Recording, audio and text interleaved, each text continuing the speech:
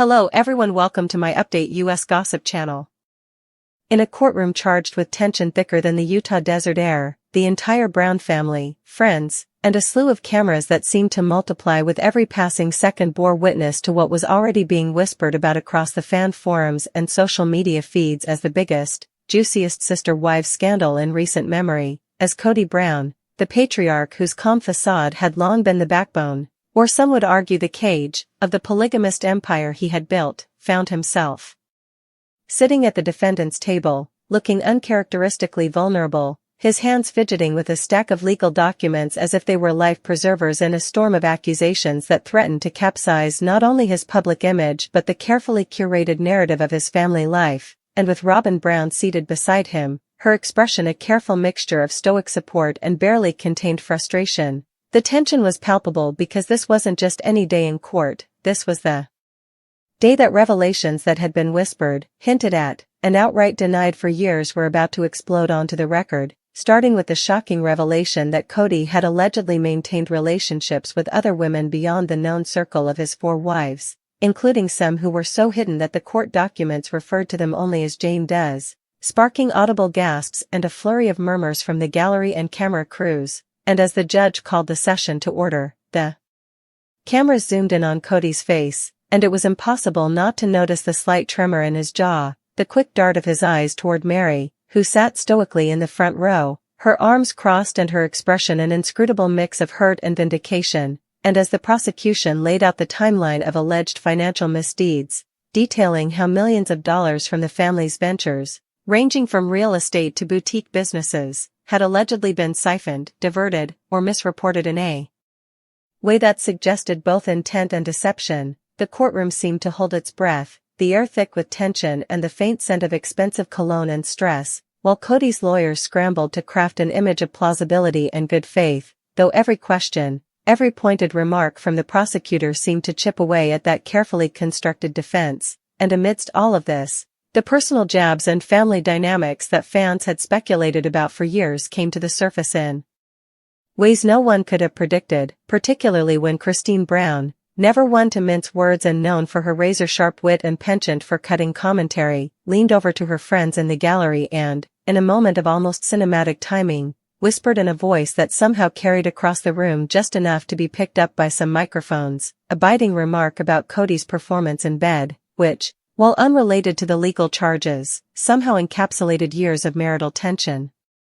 sibling rivalry, and the whispered suspicions of millions of viewers, causing a ripple of suppressed laughter and knowing smirks among those who had followed the family's ups and downs on the show. And as the court proceedings continued, the drama escalated further when documents were introduced showing transfers of assets that had previously been hidden, including a stunning revelation that some of the financial maneuvers had benefited not just Robin, but potentially other associates who had been outside the immediate family, leading to whispered speculation about secret arrangements and whether Kody had been attempting to manipulate both family dynamics and public perception simultaneously, and each revelation was punctuated by reactions from the wives, Mary's stoic yet icy stare, Janelle's barely suppressed sighs,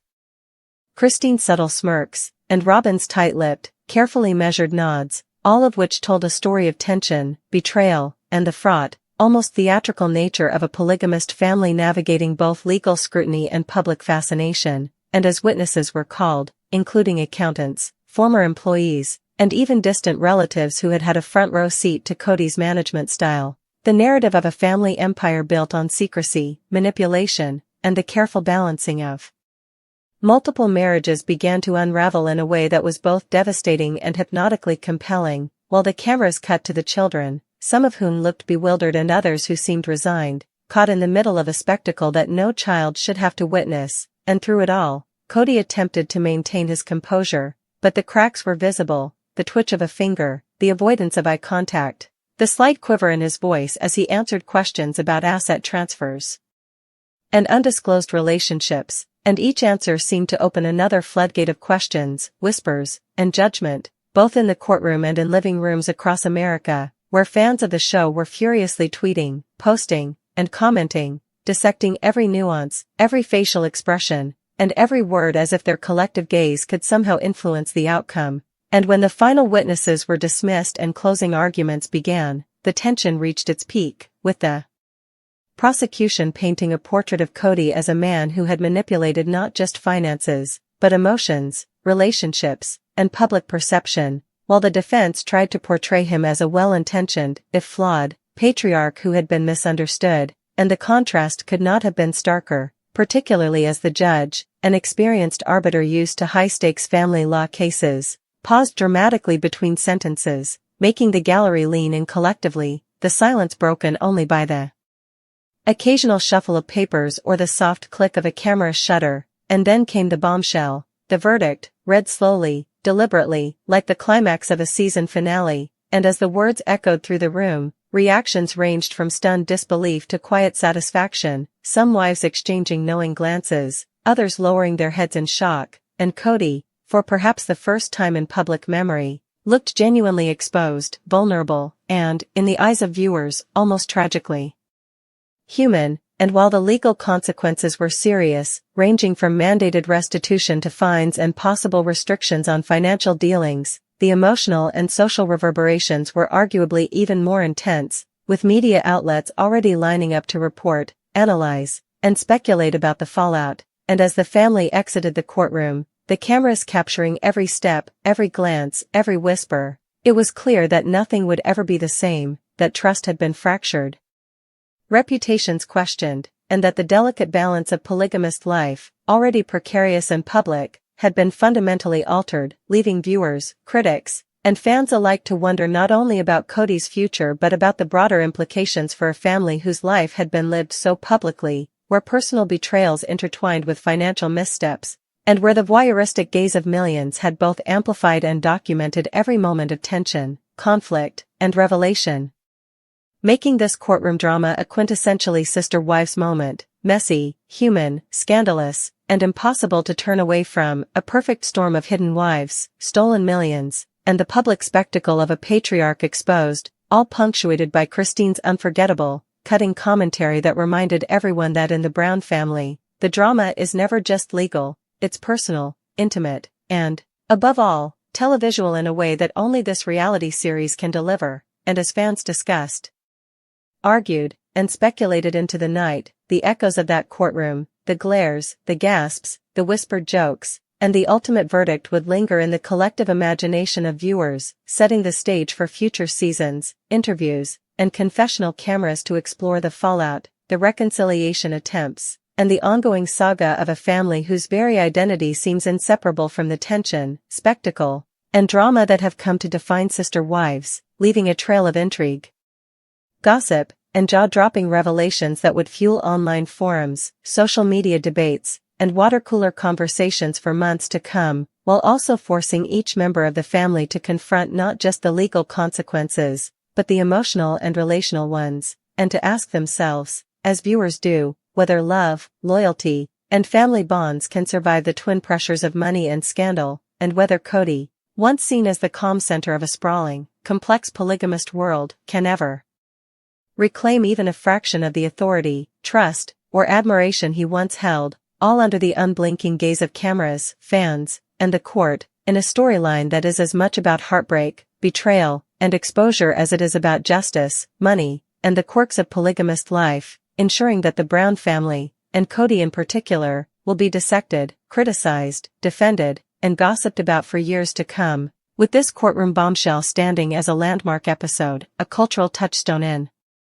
reality TV, and a dramatic reminder that in Sister Wives, no secret stays buried, no dollar goes unexamined, and no performance, in bed or out, escapes the scrutiny of both family and fan alike, leaving a legacy of scandal, emotion, and unforgettable television that will reverberate long after the gavel falls and the cameras stop rolling, marking a new chapter in the saga of the Browns, one defined by exposure, confrontation, and the inescapable truth that when it comes to sister wives, the